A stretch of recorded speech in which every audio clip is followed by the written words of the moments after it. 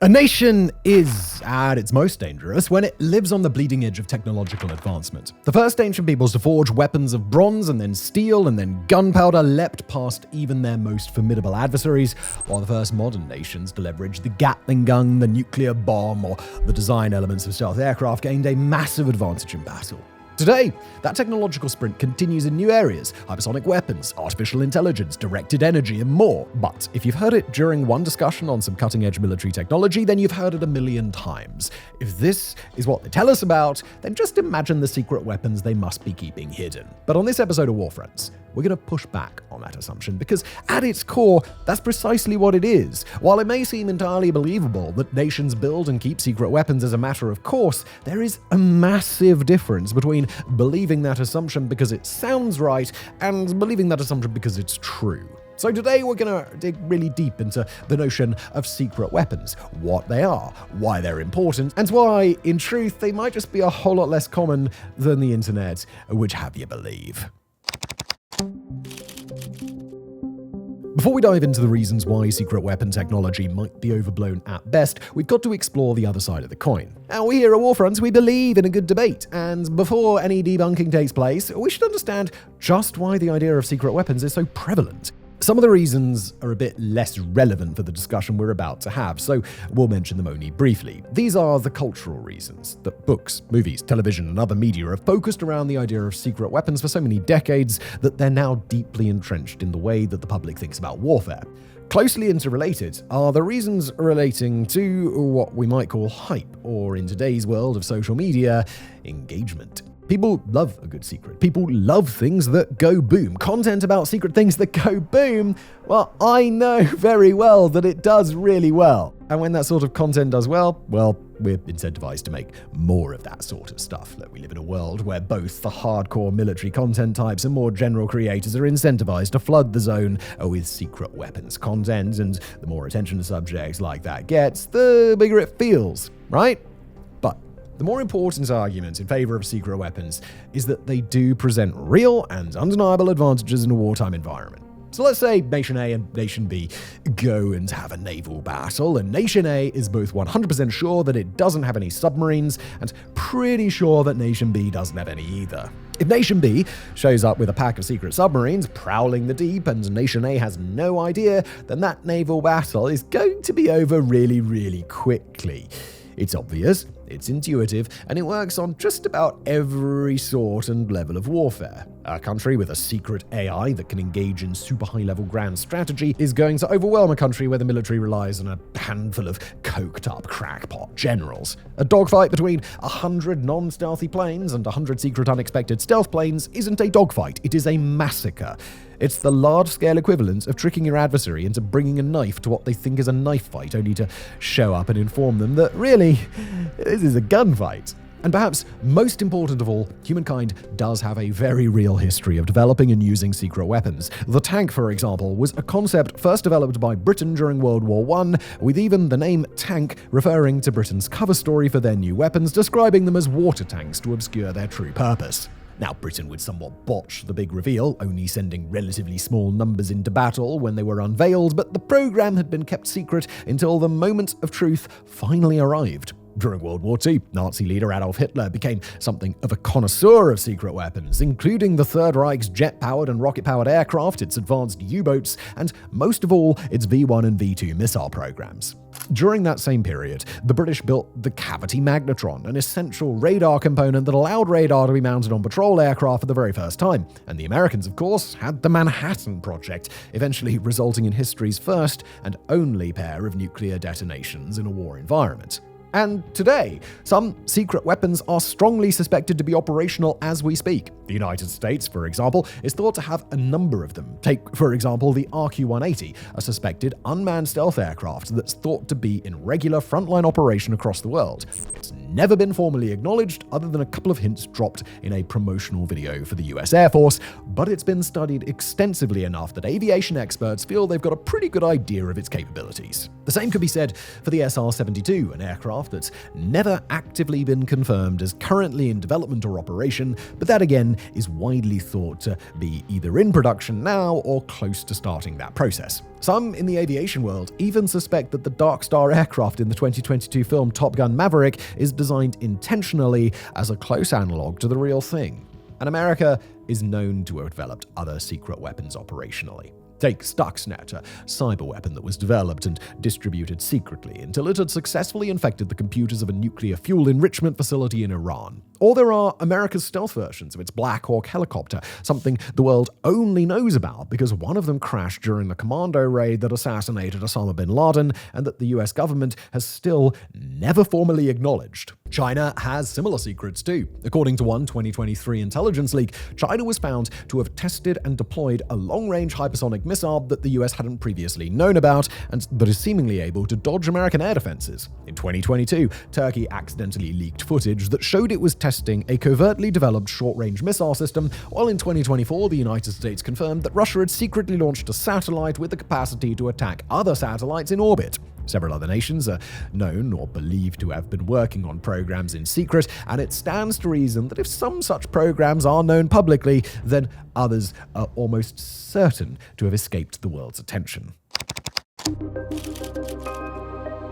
Okay, so with all of that said, and with us here at WarFronts just having presented you with a list of suspected secret weapons that appear to be operating as we speak, what's this all about then? How can we present you that list and now do an about face and try to argue the nations don't really have any secret weapons at all? The distinction here comes in when we discuss what we mean when we refer to a weapon, because although ultra-secret surveillance capabilities have tremendous military value, they're also rather far off from the super weapons that world governments are often suspected of keeping in hiding.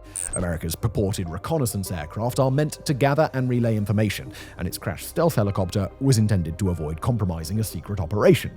China's longer-range hypersonic missile is just one part of a much better publicized, better understood repertoire of Chinese hypersonic weapons in development or deployment. Turkey's accidentally revealed missile was likely intended to be announced within a few months at the most, and Russia's anti-satellite weapon, though certainly concerning, has since been deemed a non-urgent threat. No. Instead, we're here to talk about the big stuff, the secret 6th generation fighter jets, the laser guns, the alien-like aircraft that work in ways we can't possibly imagine, and to explore whether or not those exist, we've got to turn our attention to a concept that may well be the opposite of secrecy in a military sense. We've got to talk about deterrence. Deterrence is one of those things that's very old in practice, but very new in theory. The modern application of the term has come about as a product of the Cold War, but the basics of deterrence have been practiced diligently for many millennia. At its most basic, deterrence is the practice of preventing something, in a military setting, warding off an attack, by demonstrating capability for a punishing counterattack in response. You threaten to punch me with your fist, and I show you that I'm carrying a great big old stick, so you decide not to punch me with your fist. But even within this very simplistic example, we can start to understand how secrecy and deterrence are often incompatible. Sure, you could threaten to punch me with your fist and I could immediately pull out my stick and whack you with it before you could react. I'm certainly not going to get punched by you anymore, but most likely I and the nearest members of law enforcement are going to have a conversation. You see, the entire reason I showed you the stick before hitting you with it wasn't so that I could win our fight. The point was to avoid the fight. Deterrence in warfare works in a really similar way, with the best historical example of the practice coming by way of the Cold War. During that long conflict, the United States and the Soviet Union were both armed with nuclear weapons, and in fact, they were both armed with enough nuclear weapons to completely destroy each other. But they both understood that the other had the capability to strike them with nuclear weapons even if they were devastated too. This was the concept of mutually assured destruction, a solemn and unbreakable vow between the two superpowers that if a nuclear war broke out, then both sides would be utterly destroyed in the process. So, for both the US and the Soviets, the threat of a complete nuclear annihilation was a very powerful deterrent and one that consistently ensured that the superpowers had higher incentives to avoid a nuclear exchange than to ever seriously contemplate engaging in one. For a similar example that uses conventional weapons, Taiwan has no hope of going head-to-head in a direct battle with China, so instead, Taiwan is stocked up on so many missiles and other destructive weapons, plus a bunch of very powerful allies, so that China would absolutely feel some pain if it ever chose to attack Taiwan. So far, China has been effectively deterred from launching an attack. But If, say, the Soviet Union had decided to build a nuclear program in complete secrecy rather than let America know, or if Taiwan maintained an ultra-classified stockpile of missiles that China never knew about, then their deterrent value would be basically non-existent. America can't decide not to turn Moscow into glass because of the threat of some nuclear weapons that it doesn't know exist. And China can't just guess that Taiwan would have an ungodly number of missiles waiting in the wings if Taiwan is trying hard to look like it's got no missiles at all.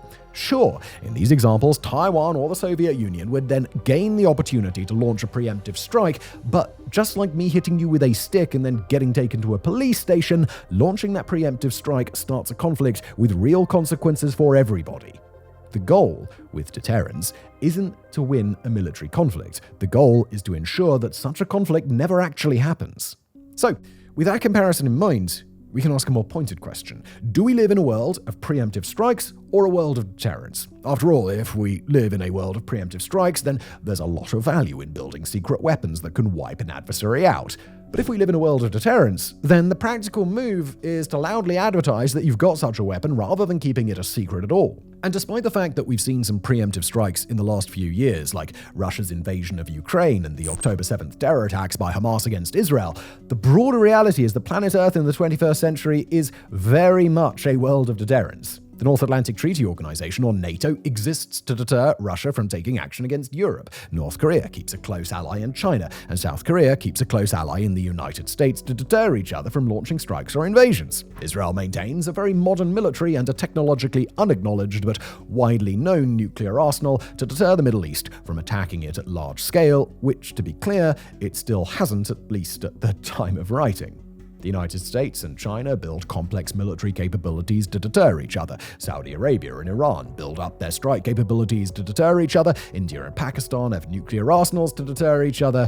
Even the Russian and Hamas preemptive strikes only happened because of the breakdown of prior deterrence arrangements, and neither involved the use of secret weapons when their preemptive attacks took place. In a world where deterrence matters most of all, building secret weapons can become somewhat counterproductive. Telling an adversary that you have a secret weapon and playing coy about what it actually is, well, that's a different proposition. After all, nobody wants to go wandering into a fight that they don't understand. In fact, you can pull that strategy off without even building a weapon at all. Iran, for example, has attempted to deter its adversaries that way with a purported fifth-generation aircraft called the F-313, which is actually suspected to be little better than a cardboard cutout of a plane. Russia has been accused of taking a similar approach with everything from its T-14 Armata tank to its Su-75 Checkmate stealth aircraft and more.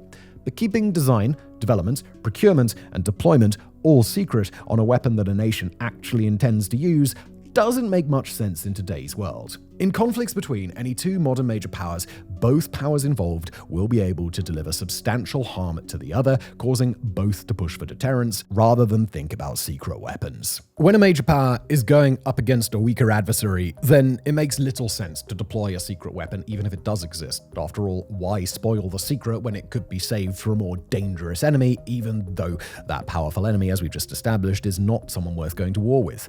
And while smaller powers going up against larger ones might get an edge from deploying a secret weapon into battle, they typically won't have the funds or resources required to do so.